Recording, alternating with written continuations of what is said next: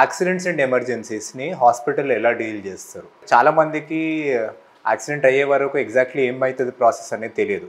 So ఒక serious accident అయినా, ఒక మైనర్ యాక్సిడెంట్ అయినా, ఫ్రాక్చర్ అయిన యాక్సిడెంట్లో మీరు హాస్పిటల్కి వెళ్తే హాస్పిటల్లో సిస్టమ్ ఎట్లా నడుస్తుంది, మిమ్మల్ని ఎట్లా అసెస్ చేస్తారు, ట్రీట్మెంట్ ఎట్లా చేస్తారు అనేది కొంచెం బ్రీఫ్ ఓవర్వ్యూ ఇస్తాం. సపోజ్ ఎవరికైనా మీకు కానీ ఇంకెవరికైనా తెలిసిన వాళ్ళకి కానీ ఏమైనా యాక్సిడెంట్ అయ్యింది అనుకోండి, ఒక అంబులెన్స్ అనేది మన గవర్నమెంట్ది కానీ ప్రైవేట్ది కానీ nearest accident and emergency centre ఉన్న హాస్పిటల్ తీసుకెళ్తుంది యూజువల్గా.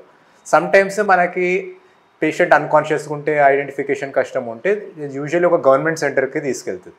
సో ఒక accident and emergency care centre ఉన్న హాస్పిటల్ యూజువల్లీ 24 hours ఓపెన్ ఉండాలి. అది బికాజ్ హాస్పిటల్లో ఎమర్జెన్సీ కేర్ అనేది ఎప్పుడైనా కావచ్చు. So 24 hours emergency centre open ఉంటుంది, ప్లస్ 24 hours ఎవరో ఒక డాక్టర్ డ్యూటీలు ఉంటారు. సో ఎటువంటి డాక్టర్ ఎమర్జెన్సీలో డ్యూటీలు ఉంటారు అనేది యూజువల్లీ ఒక emergency physician, like emergency medicine train doctor కానీ, లేదంటే ఒక critical care and anaesthesia train doctor కానీ ఉంటారు. These are the main treating staff of the emergency centre.